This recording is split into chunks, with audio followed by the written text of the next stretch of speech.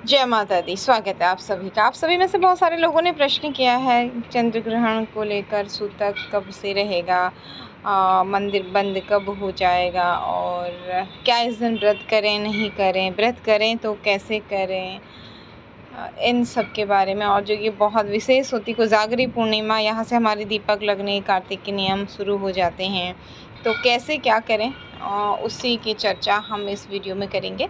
अगर आपके कोई प्रश्न इसके बावजूद भी रह गए हैं तो आप कमेंट बॉक्स में लिख सकते हैं।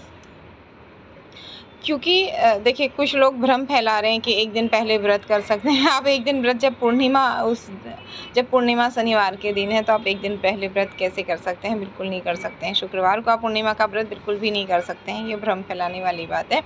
शास्त्रों के हिसाब से हम यहाँ बात करेंगे। और पहले तो ये जान लेते हैं कि ग्रहण कितने बजे से कितने बजे तक लग रहा है। तो शनिवार की रात्रि 28 तारीख को रात्रि में 1 बजे से ग्रहण शुरू होगा और 2:30 बजे तक रहेगा। तो क्योंकि 9 घंटे पहले सूतक हो जाता है, तो शनिवार की शाम को 4 बजे से आप मंदिर स्पर्श नहीं करेंगे। इससे पहले आप घर में जो आपको उबला हुआ दूध है, देखिए आप कच्चा दूध तो आप कहेंगे दुकानों में भी है, घी भी है, सब कुछ है, वो अलग बात है। जो आपने उबाल के रखा हुआ है दूध फ्रिज में, उसमें, और खाने के अगर कुछ सामान आपका, ऐसे तो कोशिश करें इस दिन ज़्यादा ना बनाएं, कुछ बच जाता है तो उन सब में आप तुलसी पत्र या फिर कुशा डाल करके रख लीजिए। गंगा जल, गोमूत्र, ये सब चीज़ें आप पानी में मिला करके तुलसी के साथ रख दीजिए। क्योंकि इस समय कुछ ऐसी गैसेस निकलती हैं, आपके ना पाचन के लिए समय बहुत भारी होता है इस समय का। इसके पीछे के अगर आप वैज्ञानिक रहस्य को देखेंगे तो वो चर्चा हम फिर कभी करेंगे, बहुत विस्तृत हो जाएगा वीडियो, नहीं तो इसी दृष्टिकोण से आपके अच्छे स्वास्थ्य के दृष्टिकोण से ये सब नियम बनाए गए हैं। इसमें डरने वाली कोई बात नहीं है। वैसे भी कहा गया है कि गर्भवती महिला हो गई और वृद्ध हो गए, रोगी हो गए, छोटे बच्चे हो गए, इन्हें बहुत सारी चीज़ें माफ़ होती हैं। गर्भवती महिलाओं को विशेष ध्यान क्या रखना होता है, इस समय उन्हें काटना, छाँटना, सिलना, ऐसी चीज़ें नहीं करनी होती हैं। शांतचित्त होकर के बैठें, या फिर रात्रि में, वैसे तो ग्रहण के समय सोना नहीं चाहिए कहते। अब मध्य रात्रि में अगर आपके घर में कोई नहीं मानता, आप उस बात के लिए हल्ला करेंगे तो वो तो बिना ग्रहण के घर में ग्रहण हो जाएगा। तो आपको जो उचित लगे आप उठ जाएं, भगवान का नाम स्मरण कर लें उस समय, तो ठीक है। बाकी लोग अगर नहीं भी मानते हैं तो आप शांत रहिए। वैसे भी सोने का समय होगा वो तो। हाँ, सूतक काल में अगर आप परहेज कर सकें तो उस समय परहेज कीजिए। सात्विक खाना ज़रूरी है तो सात्विक आहार ही लीजिए। अन्यथा आप 4 बजे से पहले खा लीजिए, एक दिन स्वास्थ्य भी अच्छा रहेगा आपका। रात्रि का भोजन अगर आप ज़्यादा कुछ नहीं, हल्का सा कुछ लिक्विड ले लीजिए तुलसी वगैरह डाल के। लेकिन अगर दवाइयाँ आदि खानी है तो ज़रूर आप अपना ध्यान रखें। बिना तुलसी पत्र के गंगा जल, गोमूत्र डाले हुए चीज़ों का सेवन इसलिए नहीं करना है क्योंकि पाचन आपका बहुत दिक्कत करता है इसकी वजह से। वैसे भी 1 महीने के अंदर 2-2 ग्रहण पड़े हुए हैं। सूर्य ग्रहण हालांकि दृश्य नहीं था, चंद्र ग्रहण यहाँ है, भारत में दृश्य है, तो इसलिए सूतक संबंधी नियमों का पालन पूरा किया जाएगा। ये बात आपकी क्लियर हो गई कि आपने 4 बजे के बाद जो बाहर के जो मंदिर है वो भी बंद हो जाएंगे। आपके घर का जो मंदिर है, अगर आपने पर्दा लगा रखा है तो पर्दा लगा दीजिए, नहीं तो आप उसके बाद वहाँ पे छुएंगे नहीं मूर्तियों को या दीपक वगैरह। अगर आप चाहते हैं कि रात्रि में आप दीपक जला करके मंत्र जाप करें तो वो आप अलग से बैठ करके किसी जगह पर करेंगे। उन्हीं को लोग हवन भी करते हैं, मंत्र सिद्धि भी करते हैं इस समय में। लेकिन मंदिर स्पर्श नहीं किया जाता है। और 2:30 बजे ग्रहण समाप्त हो जाएगा।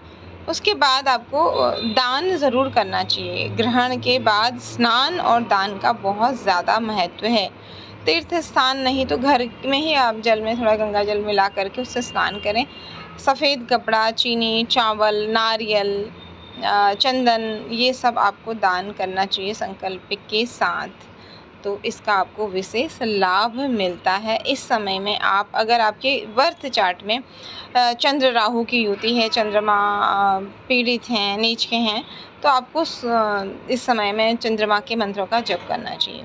ये तो हो गई आपकी सूतक का समय, ग्रहण का समय, और क्या करें उसके बाद क्या ना करें ये तो आपको बहुत सारी वीडियोज़ में पहले दिया हुआ ही है। अब अगर आप हमारी यूट्यूब परिवार का हिस्सा हैं तो ये सब चीज़ें आपको समझ आती ही होंगी। और बाकी पॉजिटिव रहें, सबसे बड़ा उपाय ये है इस समय में, पॉजिटिव रहें।